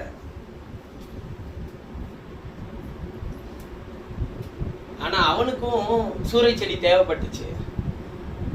ஆனா எப்பெல்லாம் நீங்க சூறை செடி கீழே போறீங்களோ அப்பொழுதுதான் நீங்க அறியாத ஒரு போஜனம் உங்களை தேடி வரும். கர்த்தருடைய தூதனை கர்த்தர் உங்களுக்கு நேராக அனுப்பி தலையிலே சுடப்பட்ட அப்பத்தையும் தண்ணீரையும் உங்களுக்கு வைத்து உங்கள் இருதயம் எப்பொழுதெல்லாம் சோர்ந்து போகிறதோ, கடந்த வருடத்திலே கர்த்தர் எப்படி செய்தாரோ அப்படியே இந்த வருடத்திலே செய்து முடிக்க ஒரு வல்லவராக இருக்கிறார். அவருடைய வருகை வரைந்து உங்களை அப்படித்தாங்க நடத்துவாரு. இந்த வருஷம் அந்த வருஷம் எல்லாம் கிடையாது, இந்த மாசம் அந்த மாசம் அந்த நாள் இந்த நாள்லாம் கிடையாது. எல்லா நாளும் கர்த்தருடைய நாள் தான், எல்லா நேரமும் கர்த்தருடைய நேரம் தான், எல்லா தினமும் கர்த்தருக்கான தினம் தான். எந்த நேரத்திலும் எந்த காலத்திலும் கர்த்தரை நன்றியோடு ஸ்தோத்திரம் பண்ண நமக்கு கடமை இருக்கு, உரிமை இருக்கு. இது நல்ல நேரம் இல்லப்பா அப்படின்னு சொல்லி இப்ப நீங்க பாக்குறீங்களா, இது நல்ல நேரமா நல்ல நேரம் இல்லையா அப்படின்றதெல்லாம் நம்ம பாக்குறது இல்ல. இது செவ்வாய்க்கிழமை பிரதர், புதன்கிழமை பிரதர் அப்படிலாம் நம்ம பார்க்கல. ஆண்டவர் அப்படி ஒரு வேளை பார்த்தாருன்னு வச்சுக்கோங்களேன், என்ன ஆகும்? செவ்வாய்க்கிழமை கொஞ்ச நேரம் சூரியன் வர விடாம வச்சிருப்போம் அப்படின்னு சொல்லி சூரியன் நிப்பாட்டி உள்ள மறைச்சு வச்சுக்கிட்டு ஒரு காலையில ஒரு மதியானம் ஒரு 3 மணியை போல சூரியனை உதிக்க வச்சாருன்னு வச்சுக்கோங்களேன், எப்படி இருக்கும்? ஆண்டவரும் செவ்வாய்க்கிழமை ஒரு நேரம் நல்ல நேரம் எல்லாம் பார்த்து இது ஒரு நல்ல நேரம் இல்லடா. இப்ப நீங்க ஒரு ஆபத்துன்னு மாட்டிட்டு இருக்கும் போது ஆண்டவரே என்னை காப்பாத்துன்னு கூப்பிடும் போது ஆண்டவர் டைம் பாக்குறாரு. பார்த்துட்டு இது கொஞ்சம் நல்ல நேரம் இல்லப்பா, நல்ல நேரத்துல என்ன பண்ற, வந்து காப்பாத்துற அப்படின்னு சொன்னாருன்னு வச்சுக்கோங்களேன், என்ன ஆகும்? அவ்வளவுதான், போய் சேர்ந்துருவோம். ஆனா எப்பொழுதெல்லாம் கர்த்தருடைய வேலைக்காரனும் கர்த்தருடைய பிள்ளைகளும் சோர்ந்து போகிறார்களோ அப்பொழுதெல்லாம் அவர்கள் அறியாத ஒரு போஜனத்தை கொண்டு வந்து, யாரும் அறியாத போஜனத்தை கொண்டு வந்து அவர்களுக்கு கொடுக்க தேவன் உள்ளவராக இருக்கிறார். எலியா எத்தனை 40 நாள் எழுந்து நடந்து போனான். அந்த அறியாத போஜனம் அவனை நடக்க வைக்க அவ்வளவு வல்லமை இருந்ததுன்னா, அந்த அறியாத போஜனத்துக்கு அவ்வளவு பலன் இருந்ததுன்னா, இயேசு கிறிஸ்து நேற்றும் இன்றும் என்று மாறாதவராக இருக்கிறார் இல்லைங்களா? உங்களுக்கும் அந்த போஜனத்தை புசிச்சவெல்லாம் மறிச்சு போயிட்டான்றார் ஆண்டவர். நானும் வானத்திலிருந்து இறங்கின ஜீவப்பம், இந்த போஜனத்தை புசிக்கிறவனுக்கு ஒரு நாளுக்கு என்ன அடையாதுன்றாருங்க. பசிக்காதுன்னு வாசிச்சீங்களே யோவானின் சுவிசேஷத்துல, தாகம் அடையாதுன்றாரு. பசிக்காததும் தாகம் அடையாமல் இருக்கிறது மாத்திரமே திருப்தி செய்யும். அப்ப கர்த்தருடைய வசனம் மாத்திரமே நம்மை திருப்தி செய்கிறது, கர்த்தருடைய வழிநடத்துதல் மாத்திரமே நம்மை திருப்தி செய்கிறது. இந்த உலகத்தில் எத்தனை விஷயங்கள் நம்மை திருப்தி செய்ய நம்மை சுற்றிலும் வைத்துக் கொண்டாலும் அது நம்மை திருப்தி செய்கிறது இல்லை. ஏன் நம்பின மனிதர்கள் நம்மை திருப்தி செய்கிறது இல்லை. நாம் நம்பி இருந்த சூழ்நிலைகள், படிப்புகள், வேலைகள் திருப்தி செய்யாது. ஒரு 5000 ரூபாய் சம்பளம் தாக்க கொஞ்சம் பொழைச்சிப்பேன் பிரதர் அப்படின்னு நினைக்கும் போது 5000 ரூபாய் சம்பளத்துக்கு போனோடனே அடுத்து என்ன வருது? 5000 ரூபாய், ஒரு 10000 ரூபாய் கிடைச்சிச்சுன்னா இன்னும் கொஞ்சம் நல்லா இருக்கும். 10000 ரூபாய்க்கு போனோம்னா என்ன ஆகுது? ஒரு 15000 ரூபாய் இருந்தா போதும், கொஞ்சம் நல்லா இருக்கும். 15000 ரூபாய்க்கு கத்தர் கூட்டு போன ஒரு 20000 இருந்துச்சுன்னா கொஞ்சம் தேவை முடிச்சுட்டு மீதி எடுத்து வச்சுப்பான். ஒரு 25000 இருந்துச்சுன்னா இப்படியே என்ன ஆயிட்டே தான் இருக்கு. எதுவுமே நம்மளுக்கு திருப்தி செய்யல. 1 கோடி ரூபாய் உங்களுக்கு கத்தர் சம்பளத்தை கொடுத்தாலும் அதுவும் உங்களுக்கு என்ன ஆகாது, திருப்தி செய்யாது, பத்தாது. திருப்தி செய்யாது நான் அழகா தமிழ்ல சொன்னேன். அவர் 10வது நடைமுறை தமிழ்ல சொல்றாரு. 10வது அதுக்கு தகுந்த மாதிரி நம்மளும் என்ன வெளுத்து வச்சிருப்போங்க, சென்னை வச்சிருப்போம்ல. அது வர்றதுக்கு முன்னாடியே நம்ம என்ன பண்ணிடுவோம், சென்னை ரெடி பண்ணிடுவோம்ல. எதிர்பார்ப்புகள், மீண்டும் சொல்லுகிறேன், ஏமாற்றத்தை உண்டாக்கும். மனிதனிடத்தில் எதிர்பார்க்கிற எதிர்பார்ப்புகள், நிச்சயமாய் சொல்லுகிறேன், கர்த்தரை நம்புகிற பிள்ளைகளுக்கு மனுஷன் நீ எதிர்பார்த்தனா ஏமாற்றத்தை கர்த்தர் நிச்சயமா அனுமதிப்பாரு. ஆனா கர்த்தரை எதிர்பார்த்தினா ஒரு நாள் நீ ஏமாற மாட்டார். ஏன்னா அது ஏமாத்துற யார் மனுஷன் ஏமாத்துறானோ அவன்கிட்ட இருந்தே நீங்க ஏமாற்றத்துக்கான பலனையும் சேர்த்து வாங்கி தந்துடுவாரு. கர்த்தர்ட்ட எதிர்பார்க்க, மனுஷன் எதிர்பார்க்க. தனக்கு தேவையானதை புசித்து திருப்தியா இருக்க கர்த்தர் உங்களுக்கு கட்டளையிடணும்னா முதல்ல அவர் அறியாத போஜனத்தினால நீங்கள் திருப்தியா இருக்க. நீங்க எப்போதெல்லாம் சோர்ந்து போறீங்களோ அப்போதெல்லாம் கர்த்தருடைய தூதன் உங்களை சந்தித்து தம்முடைய வசனத்தினால் உங்களை தேற்ற அவர் வல்லவராய் இருக்கிறார் என்பதை முழு இதயத்தோடு விசுவாசியுங்கள். எல்லாருடைய வாழ்க்கையிலும் சூரிய செடி வருங்க. எலியாவுக்கு வந்துச்சுன்னா நமக்கெல்லாம் வராதா? இன்னொரு கூட்டம் இருந்துச்சு, சாரிபாத்தினுடைய விதவை. அவ 2 சொல்லி தான் பொறுக்கிட்டு இருந்தா.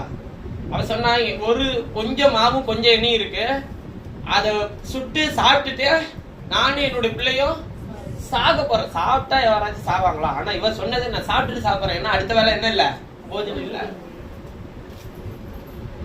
நிறைய நேரத்துல நமக்கு இன்னைக்கு போஜனம் இருக்கான்றதை யோசிக்க மாட்டோம்ல. படுத்து ராத்திரி பூரா முழிச்சிருப்போம். என்னத்துக்குன்னு கேட்டா அடுத்த வருஷம் நம்ம என்ன செய்ய போறோம், இன்னும் வரவே இல்லை, நாளைக்கே போலையே. எப்பொழுதுமே என்னை சுத்தியில எப்படி வச்சு பண்ணா பிரச்சனை நிறைய இருக்குங்க. ஆனா எப்படி வச்சு பண்ண மனசை தைரியப்படுத்திக்க. ஓகே, இந்த நிமிஷத்தை கடந்துட்டோம், அடுத்த 1 மணி நேரம் முதல்ல வாழ்வோம். இந்த டாக்டர் சொல்லுவாங்களா 2 மணி நேரம் வெயிட் பண்ணி பார்ப்போம் அப்படின்ற மாதிரி அடுத்த 1 மணி நேரம் முதல்ல வெயிட் பண்ணுவோம். சூழ்நிலை முதல்ல அதுவா மாறுதான்னு பார்ப்போம். இல்லைன்னா டாக்டர் என்ன சொல்றாரோ அதை கேட்டு சூழ்நிலையை மாத்த முயற்சி பண்ணுவோம்.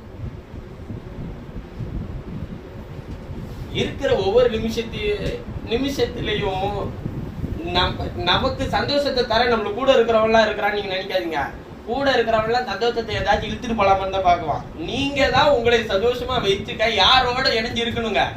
கர்த்தருடைய வசனத்தினால திருப்தியா இருங்க. எனக்கு என்ன இல்ல, கர்த்தர் இருக்கிறார். எனக்கு என்ன குறை, கர்த்தர் இருக்கிறார். அவருடைய வசனம் இருக்கு, எல்லாத்தையும் கர்த்தர் தந்து இருக்கிறார்.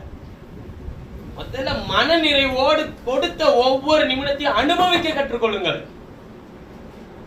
உலகத்தான் அவன் துன்மார்க்கத்தில அனுபவிக்க கற்றுக்கொள்ளுகிறான். நீங்க நீதியின் பாதையில அனுபவிக்க கற்றுக்காம இருக்கிறீங்க. இயேசுவோடு கூட பயணம் செய்தவர்கள நினைங்களேன். இயேசு சொன்னாரு, ஒரு நாள் அவன் சொன்னாங்க, எல்லாவற்றையும் விட்டு பின்பற்றணுமே, எப்ப ராஜ்யத்தை தருவீன்னு கேட்டான். என்னமோ இவரு சிஎம் ஆயிட்டாருன்னா அமைச்சர் பதவி கேட்கிற மாதிரி கேட்டான். எப்போது ராஜ்யத்தை தருவ? 12 பேர் தான். 12 பேர் ஒருத்தருக்கு எவ்வளவு கொடைசலை கொடுத்தான்னு நீங்க நினைக்கிறீங்க? ஒருத்தவன் எப்பவுமே எதை சொன்னாலும் முதல்ல பேசுவான். இன்னொருத்தவன் எப்பவுமே எதை செஞ்சாலும் ஒரு கால்குலேஷனோட இருப்பான். அவரோட வீட்டுல 12 பேரு, அது அவரு ஒருத்தர் மெம்பர் சேர்த்தா 13 பேர்னு வச்சுப்போமே. ஒருத்தவன் ஒரு வெள்ளைக்கல் பரணியை கொண்டு வந்து ஒரு அம்மா உடைச்சு தலையில இருந்து ஊத்துது. ஒருத்தவன் உடனே கால்குலேஷன் பண்ணா, இதை விட்டு இதை 300 பணத்துக்கு விட்டு தரித்திரருக்கு கொடுத்திருக்கலாமே. இவர் பெரிய ஹெல்ப்பரு, பெரிய தாராள பிரபு. இவரே பணப்பை அவன்கிட்ட தான் இருந்துச்சு பாருங்க, யூதாசிட்ட. அதான் அவன் கால்குலேஷன் போட்டாங்க, இந்த வித்தா 300 பணம் கிடைக்கும், தரித்திரருக்கு கொடுத்துருக்கலாம் போற வழியில. நம்ம அப்படி யோசிப்போம் பாருங்க. சில நேரத்துல இது மட்டும் இருந்துச்சுன்னா, எங்க தாத்தா பாட்டி கொஞ்சம் ஞானமா வச்சிருந்தாங்கன்னா, எங்க அப்பா வச்சிருந்தாங்கன்னா, இவங்க வச்சிருந்தாங்கன்னா கொஞ்சம் நாளா எல்லாரும் நல்லா இருந்திருப்பேன். உன்னை நல்லா இருக்கணும்னு வச்சிருக்கணும்னு நினைக்கிறது யாரு இருக்கணும்? முதல்ல அவரு நினைக்கணும். இல்லன்னா நீ எது இருந்தாலும் நல்லா இருக்க முடியாது.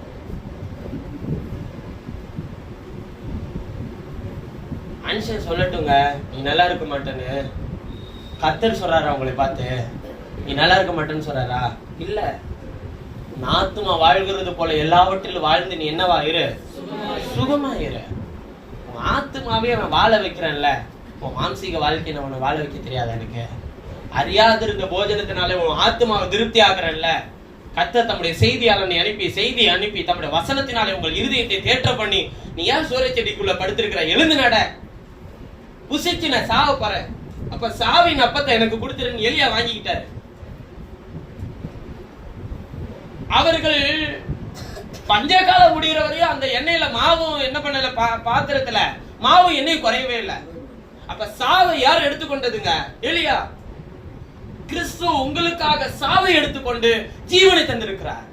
கிறிஸ்து உங்களுக்காக சோர்வை எடுத்துக்கொண்டு பலனை தந்திருக்கிறார். கிறிஸ்து உங்களுக்காக சாபத்தை எடுத்துக்கொண்டு ஆசீர்வாதத்தை வைத்திருக்கிறார். கிறிஸ்து உங்களுக்காக வியாதியை எடுத்துக்கொண்டு சுகத்தை வைத்திருக்கிறார். கிறிஸ்து உங்களுக்காக சம்பாதித்திருக்கிற எல்லாம் அவருடைய பிள்ளைகளுக்கு தான்.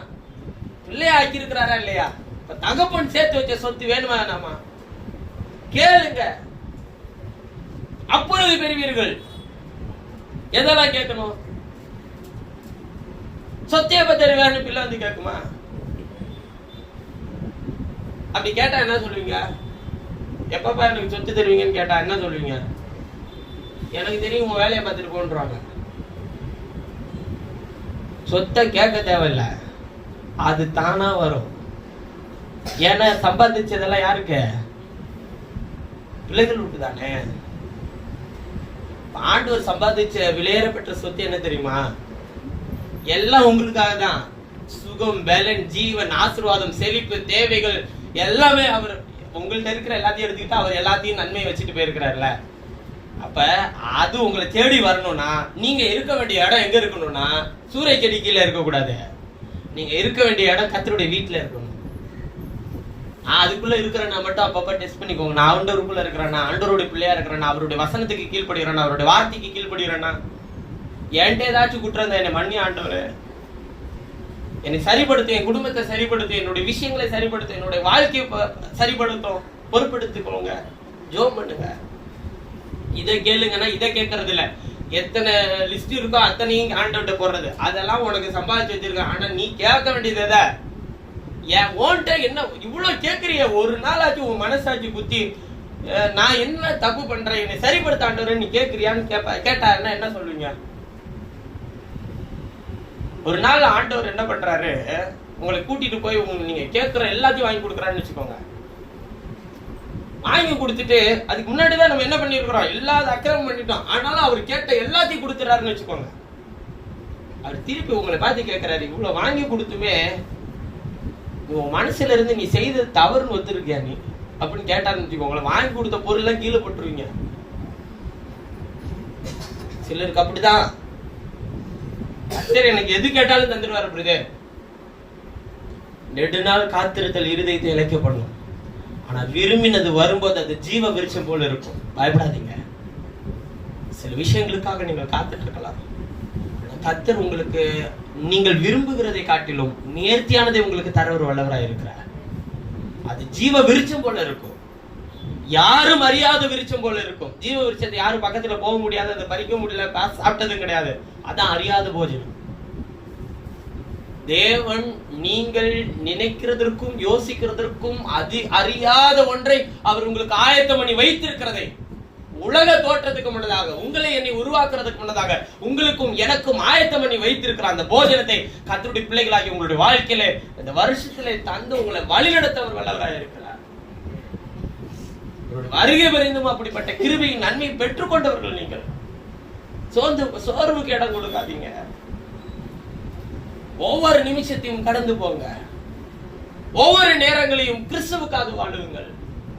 ஒவ்வொரு நேரமும் நமக்கு கொடுத்திருக்கிற குடும்பம், பொறுப்பு, அதிகாரம், ஊழியம் ஒவ்வொன்றின் மேல கவனம் வச்சுக்கோங்க. இந்த 9 வருஷம் எப்படி போச்சுன்னா, சர்ச்சு நான் ஊழியத்தை நடத்துறேன், நீங்க எல்லாரும் இந்த ஊழியத்துல ஒரு பார்ட்டு வருவோம், கேட்போம், போயிடுவோம். தப்பு பண்ணா ஸ்கூல்ல பிள்ளைங்களை வாத்தியார் அடிக்கிற மாதிரி வந்து மட்டார் தடார்னு ஏதாச்சும் ஒண்ணு பேசி திட்டி கடிஞ்சுக்கிட்டு இப்படி இந்த போக்கு சொல்லிட்டு இருந்த வருஷம் எல்லாம் முடியட்டும். இனிமே எல்லாத்துலயும் என்ன உண்டு? பங்கு உண்டு இல்ல? எவ்வளவு நாள் 10 வருஷம் சுமந்துட்டல. இனிமே என்ன பண்ணணும்னா எல்லாத்தையும் பிரிச்சு தலையில வச்சு விட்டு நீ இதை செய், நீ இதை செய், நீ இதை செய்யு விட்டுருவேன். நான் கூடயும் என்ன பண்ணி ஆகணும், வரணும். ஐயோ இவ்வளவு தூரம் வரணும் அப்படிலாம் குடும்பப்படுத்த மாட்டேன். நான் எங்கெங்கெல்லாம் போறேன், இங்க உங்க திருச்சியில எங்கெங்கெல்லாம் போறேன்னு அங்கெல்லாம் எடுத்துட்டு போவேன். சிலரை கூட்டிட்டு போவேன், எடுத்துட்டு போவேன்னு சொன்னா அது பிடிக்க மாட்டேங்குது நிறைய பேர். நான் சும்மா நடைமுறை தமிழ்ல கூட்டிட்டு போவேன். காரணம், உங்களை கொண்டு கர்த்தர் செய்கிற விஷயங்களை நீங்க பார்க்கணும். கேட்ட வசனம் உங்களிலிருந்து வெளிப்பட வேண்டாமா? கிரியை செய்ய வேண்டாமா? ஆண்டவர் சொல்கிறார், ஒரு நான் செய்த கிரியைகளை தானும் செய்வான், இவைகளை காட்டிலும் பெரிய கிரியைகளை செய்வான். ஒரு முறை முதல்ல ஊழியத்தின் ஆரம்பத்தின் புதுசுல 2வது வருஷமா என்னமோ நினைக்கிறேன், ஒரு கூடுகைக்கு போயிருந்தேன். அதுல ஒரு ஊழியருடைய பையன் அவனை கூட்டு வந்து என்கிட்ட விட்டுட்டாங்க. நம்பி, நீங்க இந்த வயசுல ஊழியத்துக்கு வந்துட்டீங்க, இவெல்லாம் திண்டமா வீட்டுல சாப்பிட்டுட்டு சுத்தி, அவர் சொன்ன வார்த்தை அப்படிதான், சுத்தி திட்டுறான். இவனுக்கு ஏதாச்சும் நீங்க சொல்லி அவனை ஊழியத்துக்கு வர வைங்க அப்படின்னா. ஊழியத்துக்கு வர வைக்கணும்னா இங்க ப்ராடக்டா ரெடி பண்றாங்க. அவனுக்கு இழுத்துட்டு வந்து விட்டாரு. அவன் என்னை பாக்குறான், இவன் என்ன சொல்ல போறான் பாத்துக்கோண்டா அப்படின்ட்டு. நான் அவனை கூப்பிட்டு சொன்னேன், நான் இப்ப என்ன சொல்ல போறேன்னு நினைச்சு நீ பயப்படவே வேண்டாம். ஏன்னா இப்ப உங்க அப்பா சொன்னதே என்ன புரிஞ்சுக்க எனக்கு இன்னும் 5 வருஷம் ஆகும். அப்புறம் உனக்கு சொல்ல எனக்கு இன்னும் ஒரு 5 வருஷம் வேணும் அப்படின்னு சொன்னேன். அவன் சிரிச்சான். நான் சொன்னேன், ஊழியங்கிறது யார் சொல்லி வரக்கூடாது, அது கர்த்தர் கொடுக்கிற அழைப்பு. அது உனக்கு வரும்போது, ஆண்டவர் கொடுத்த அழைப்பு வரும்போது அவரே உனக்கு கிரியை செய்ய வைப்பாரே தவிர யாரு சொல்றாருன்றதுக்காக செய்யாதுன்னு சொன்னேன். அவனுக்கு அவ்வளவு சந்தோஷம். ஒருத்தவன் நம்மளுக்காக ஒருத்தவன் பேசியிருக்கான்டான்னு சொல்லி. 2வது சொன்னேன், அதுக்காக பரிசுத்தமா வாழக்கூடாதுன்னு அர்த்தம் இல்ல, பரிசுத்தமா வாழணும். அப்ப அவன் கேட்ட கேள்வி என்னன்னா, சரி நீங்க ஊழியத்துக்கு வந்தீங்களே, ஊழியத்தில் உள்ள நீங்க உங்க மூலியமா ஆண்டவர் செய்த அற்புதங்கள் என்னென்ன அப்படின்னு சொல்லி கேட்டான். கொஞ்சம் கூட யோசிக்காம நான் சொன்னேன், குருடர்கள் பார்வையடைந்தார்கள். அவன் அப்படியே உடனே டக்குன்னு, அப்படியா, என் சர்ச்சில் நிறைய செவிடர்கள் இருக்கிறாங்க, அவங்க காது கேட்டுச்சு. எப்படின்னு, நிறைய பேர் முடமா இருந்தாயா, மான போல துள்ளி குதிச்சு ஓடுறாங்க.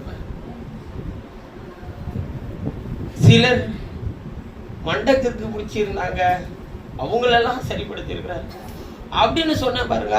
அவனுக்கு என்னன்னா, அவன் என்ன நினைச்சுக்கிட்டான், ஓகே நிஜமாவே இப்படிப்பட்ட அற்புதங்கள் எல்லாம், அதாவது அந்த மாதிரி வியாதியில இருக்கிறவங்க எல்லாம் சுகமாக்கி இருக்கிறாரோ அப்படின்னு நினைச்சிட்டு, என்னன்னா இப்படி வந்து உட்காந்துட்டு என்கிட்ட பேசிட்டு இருக்கீங்க, மேலே ஏறி உட்காருங்கன்னு சொன்னான். நான் சொன்னேன், கண்ணு தெரியாதவனுக்கு கண்ணு தெரிஞ்சிச்சு. எப்படின்னா அதை கேளு. அது எப்படின்னா, வசனத்தை அறியாமல், ஆண்டவரை அறியாமல் இருந்த மனக்கண் திறக்கப்படாம இருந்த உங்களுக்கு கண்ணை திறந்து விட கர்த்தர் உதவி செய்தார்.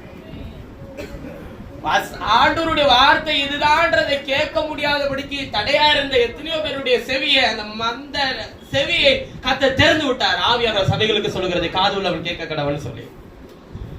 வசனத்தின்படி வாழுகிறதற்கு தேவையான பலன் இல்லாமல் இருக்கும் போதெல்லாம் கர்த்தருடைய வார்த்தை அவர்களை பலன் அடைய செய்து வசனத்தின்படி கிரியை செய்ய வைத்தார். அதான் முடவர்களை எழுந்து நடக்க செய்கிறதுன்னு சொன்னார். ஊமையன் பேசினான். ஒண்ணுமே வசனம்னா என்ன, வார்த்தைனா என்ன, ஆண்டவருக்கு அவங்களுக்கு சம்பந்தமே இல்லாத வாழ்க்கையில வாழ்ந்துட்டு இருந்தவங்களை எல்லாம் இன்னைக்கு கர்த்தர் தான், வார்த்தை தான் சொல்ல வச்சிருக்கிறார்ல, அதான் ஊமையன் பேசினான். அந்த அற்புதத்தை செஞ்சா 50 வருஷமோ 100 வருஷமோ உயிரோட இருக்கிறவன் தான் அந்த அற்புதம். இந்த அற்புதத்தை செஞ்சா நிச்சயமா அவனுடைய வாழ்க்கையில அந்த அற்புதம் அப்படின்னு சொன்ன பாருங்க. அத நான் செய்யணும்னா அத நீ அவர்கிட்ட தான் கேட்கணும்னு.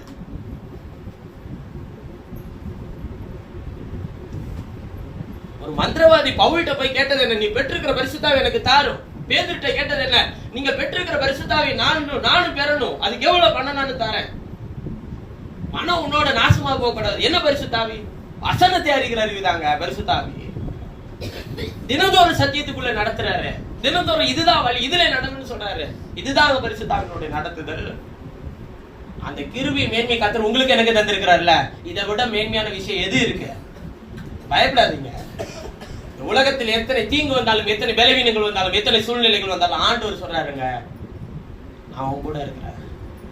நான் இல்லன்னு மட்டும் உன் வாயை திறந்து சொல்லாத, இருக்கிறீரான்னு கேள்வி கேட்காத. உனக்கு எப்பெல்லாம் நெருக்கடியான சூழல் வருதோ நிச்சயமா சொல்றேன், அந்த நெருக்கடிக்குள்ள நான் இருக்கிறேன். அக்கினி ஜுவாலைக்குள்ள நான் இருக்கிறேன். சிங்க கெபிக்குள்ள இருப்பேன். சிங்க கெபிக்கு வெளியெல்லாம் இருக்க மாட்டேன், உள்ளே இருப்பேன். அக்கினி ஜுவாலைக்கு வெளியே இல்ல, உள்ள இருப்பேன். செங்கடலுக்கு வெளியே இல்ல, உள்ளே இருப்பேன். யோர்தானுக்கு வெளியே இல்ல, உள்ள இருப்பேன். உனக்கு சூழல் வர்றதுக்கு முன்னாடி அந்த சூழலுக்குள்ள யார் இருக்கிற? நான் இருக்கிறேன். நீ வர்றதுக்கு முன்னாடி நீ நம்பிக்கையோட வா, அதுக்குள்ள நான் இருக்கிறேன்னு சொல்லி வா. பலவீனம் இருக்கா? அதுல நான் இருக்கிறேன். என்ன பலவீனம்னாலும் மருத்துவர்கள் சொல்லிட்டு அதுக்குள்ள யார் இருக்கிறாரு? கர்த்தர் எனக்கான சுகத்தை ஆயத்தம் பண்ணி வச்சிருக்கிறார். என்னோட நம்பிக்கை என்னன்னா, ஏதோ ஒரு பலவீனம் இந்த உலகத்திலிருந்து நம்ம பிரிக்கிறதுக்கு தேவை. ஆனால் கர்த்தர் சுகத்தை தரணும்னு நினைச்சிட்டா எந்த அது எவ்வளவு பெரிய பலவீனமா இருந்தாலும் அது நம்மளை ஆளுகை செய்ய விடாதபடிக்கு, அது நம்மளை அழிக்க விடாதபடி பாதுகாக்க கர்த்தருக்கு வல்லமை உண்டு. பக்கத்தில் 1000 பேரும் வலது பக்கத்தில் 10,000 பேர் விழுந்தாலும் அது உன்னை அணுகாது. உன் கண்களால் மாத்திரம் நீ அதை பார்த்து துன்மார்க்கருக்கு வரும் பலனை காண்பார். துன்மார்க்க பசியா இருக்கிறாங்க, அவன் நேரம் நல்லா இருக்கா, இது நல்லா இல்லையா, அது நல்லா இல்லையா, அங்கங்க ஓடுறான். என்ன எதிர்காலத்துல கர்த்தர் எனக்கு செய்ய போறாருன்றதை கேட்க ஓடுறான். நீங்களும் நானும் அப்படி பசியா இருக்கிறோமா? ஆண்டவர் சொல்றார், நீதிமான் தான் தனக்கு புசி திருப்தியா உபசிக்கிறான்றாரு. எனக்கு எதிர்காலத்தை பத்தி கவலை இல்லை, ஏன்னா அவரு தான் எதிர்காலம். எனக்கு நிகழ்காலத்தை பத்தி கவலை இல்லை, ஏன்னா அவரு தான் நிகழ்காலம். எனக்கு என்ன சூழல் வந்தாலும் எனக்கு அவர் முன்னதாவே எதை ஆயத்தம் பண்ணி வச்சுட்டாருங்க? வழியை ஆயத்தம் பண்ணி வச்சுட்டாரு. வாந்திர வழியில வழியும் ஆறுகளையும் உண்டாக்குற தெய்வம் என்னுடைய தெய்வம்யா. நிறைய பேர் என்னோட திருமண வாழ்க்கையை குறித்து எல்லாம் சில ஊழியர்கள் சொல்லும்போதெல்லாம், நீ அதுக்காக ஏன் ஜோமே பண்ண மாட்டியான்னு கேட்டாங்க. நான் என்ன சொன்னேன், இனி படைச்சவர் அந்த வயது வரும்போது அவருக்கு தேவையான காரியத்தை எங்க வச்சிருப்பாருங்க? அவருடைய கருத்துல இருக்க. அவர் எனக்கு தரும்போது அதை நான் பெற்றுக்கொள்றேன். அதை சந்தோஷமா ஏற்றுக்கொள்றேன்.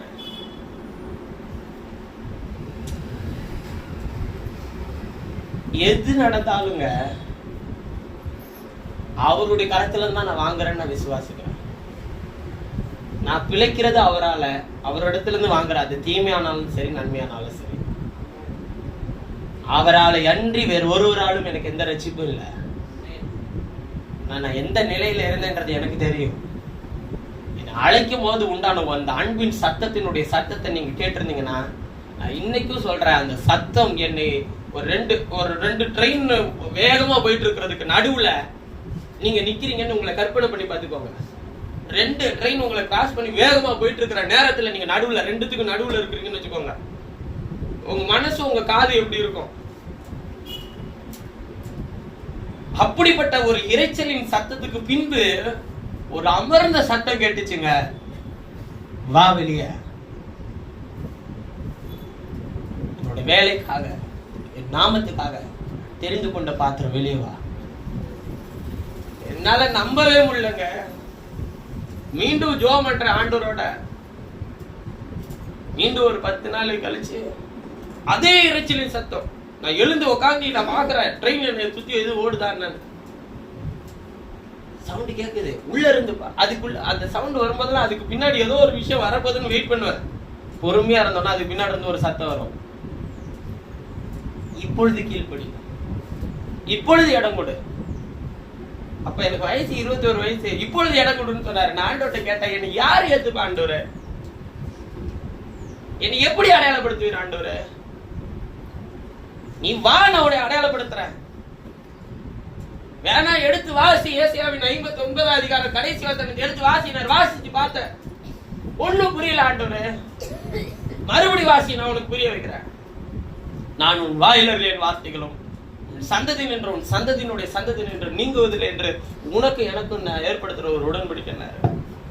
ஏசாயாட்ட கர்த்தர் பேசின வார்த்தை தான். நான் பாட்டோட்டை புரியலன்னு கேட்டது என்னன்னா, சந்ததி யார் ஆண்டவரேன்னு. அவரு சொன்னது யாரு தெரியுமா? உங்களே தான். உன்கிட்ட இருந்து கேட்கப்படுற வசனம் உன்னோட முடிஞ்சிடாது. அது ஒருத்தருக்குள்ள விழுந்து அது இன்னொருத்தருக்கு போய் என்ன பண்ணிட்டே இருக்குங்க. ஆண்டவர் வசனம் தந்தா அதை பிரசித்தப்படுத்துற கூட்டம் மிகுதின்ற அந்த நிலையில தான் உன்னோட ஊழியர் இருக்கும். எனக்கு பிரபலமா ஆகணும்னோ இல்ல பெருசாகணும்னோ எனக்கு கர்த்தர் எப்படி நடக்கணும்னு விருப்பப்படுறாரோ அப்படி என் ஓட்டத்தை முடிச்சு நான் ரெடியா இருக்கிறேன்.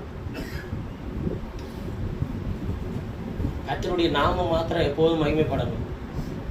நான் ஊழியம் செய்யறது பிரசங்கத்துல இல்ல, வாழ்க்கையிலும் சாட்சியிலும் நடக்கையிலும் பேச்சிலும் மூன்றிலுமே ஊழியம் செய்ய விரும்புற.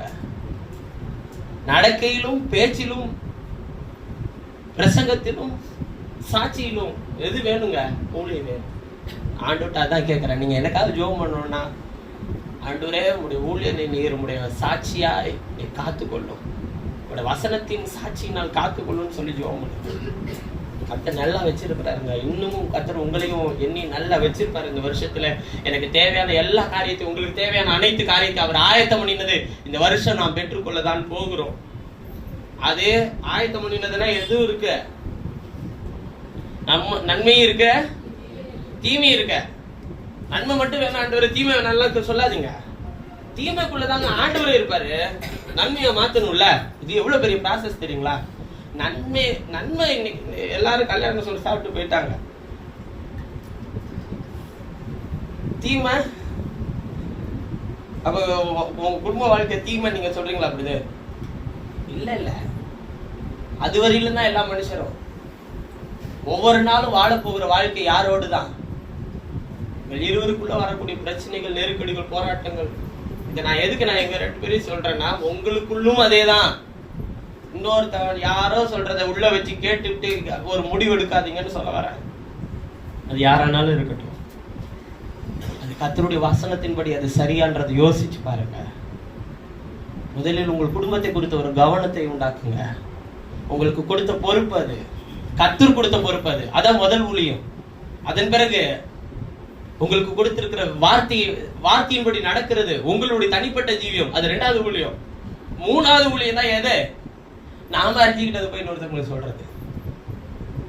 முதல்ல நம்முடைய குடும்பம், 2வது நாம, 3வது நம்ம பக்கத்துல இருக்கிறவங்க. நீதிமான் தனக்கு திருப்தியாக புசிக்கிறான். முதல்ல நீங்க திருப்தியா இருங்க, புசிங்க, கர்த்தர் கொடுத்த நன்மையை புசிங்க.